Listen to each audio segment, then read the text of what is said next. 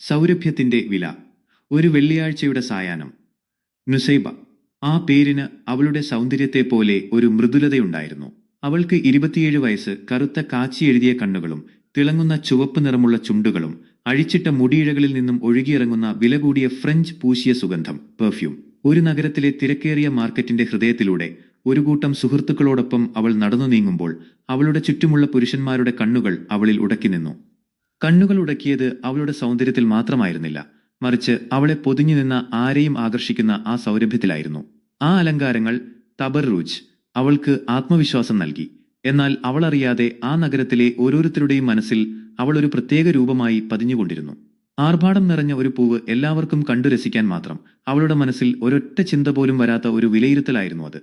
നുസൈബ ഒരു പതിവ്രതയായിരുന്നു. ഭർത്താവിനോട് അതിയായ സ്നേഹവും കുടുംബത്തോട് ആഴമായ കൂറുമുള്ളവൾ. അന്യപുരുഷന്റെ ഒരു നോട്ടം പോലും അവൾ ആഗ്രഹിച്ചിരുന്നില്ല. അവളുടെ ഈ വസ്ത്രധാരണവും സൗന്ദര്യവും അവൾ സ്വയം ഇഷ്ടപ്പെട്ടിരുന്നു, അത്രമാത്രം. സുഗന്ധം പൂശാതെ വീടിന് പുറത്തിറങ്ങുന്നത് അവൾക്ക് സങ്കല്പിക്കാൻ പോലും കഴിയാത്ത കാര്യമായിരുന്നു. ആരെയും പ്രലോഭിപ്പിക്കാനല്ല, മറിച്ച് തന്റെ വൃത്തിയും അഴകും നിലനിർത്താനാണ് അവൾ ഇതെല്ലാം ചെയ്തിരുന്നത്. ഒരു സ്വപ്നം, ഒരു വിധി. അന്ന് രാത്രി അവൾ ഭീകരമായ ഒരു സ്വപ്നം കണ്ടു. അന്ത്യനാളിന്റെ ഭയം നിറഞ്ഞ അന്തരീക്ഷം. ലക്ഷക്കണക്കിന് മനുഷ്യർ ഒരുമിച്ച് നിൽക്കുന്നു. വിധികർത്താവായ ദൈവം ഓരോരുത്തരുടെയും കർമ്മപുസ്തകങ്ങൾ തുറക്കുന്നു. പേടിച്ച് വിറച്ച് നുസൈബയും അവിടെ നിന്നു. അവളുടെ ഊഴമെത്തി. മാലാഖമാർ അവളുടെ നേർക്ക് നടന്നുവന്നു. അവരുടെ കയ്യിലെ പുസ്തകത്തിൽ പതിച്ച ചുവന്ന അക്ഷരങ്ങൾ അവളെ ഞെട്ടിച്ചു. സാനിയഹ, വ്യഭിചാരിണി. ഇല്ല, അവൾ അലറി. ഞാനൊരു വ്യഭിചാരിണിയല്ല. ഞാനൊരു തെറ്റും ചെയ്തിട്ടില്ല. ഞാൻ ഭർത്താവിനെ വഞ്ചിച്ചിട്ടില്ല. അവളുടെ ചുറ്റും നിന്ന് ജനക്കൂട്ടം പിറുപിറുത്തു. ചിലർ സംശയത്തോടെ അവളെ നോക്കി. അപ്പോൾ വിധിന്യായ പീഠത്തിൽ നിന്നും ഒരു ശബ്ദം മുഴങ്ങി. അവൾ വ്യഭിചാരം ചെയ്തിട്ടില്ല. എന്നാൽ അവൾ പുറത്തിറങ്ങിയപ്പോൾ ധരിച്ച വസ്ത്രധാരണവും അവളുടെ ശരീരത്തിൽ പുരട്ടിയ അമിതമായ സുഗന്ധവും അവൾ അലങ്കരിച്ച ഭംഗിയും കാരണം എത്രയെത്ര പുരുഷന്മാരുടെ മനസ്സാണ് വഴിതെറ്റിയത്.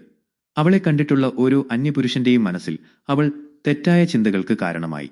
അതുകൊണ്ട് ഇതാ അവളുടെ കർമ്മപുസ്തകത്തിൽ കാണികളായവർക്ക് വേണ്ടി സ്വയം അണിഞ്ഞൊരുങ്ങിയവൾ, തെറ്റിലേക്ക് ക്ഷണിച്ചവൾ എന്ന് രേഖപ്പെടുത്തുന്നു. ഇത് വ്യഭിചാരത്തിന് തുല്യം. നുസൈബ നിലവിളിച്ചുപോയി.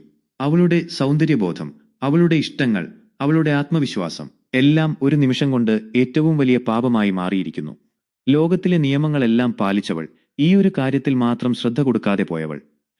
അവൾ ഉണർന്നു. വിയർപ്പിൽ കുളിച്ച അവളുടെ നെറ്റിത്തടം വിറച്ചു. അടുത്ത് ഭർത്താവ് ശാന്തമായി ഉറങ്ങുന്നു.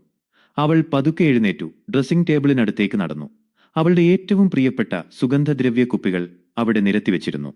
അവൾ അതിലൊന്നെടുത്ത് ഒരു നിമിഷം അതിനെ തന്നെ നോക്കി. പിന്നെ അവൾ ഒരു ദീർഘനിശ്വാസമെടുത്തു.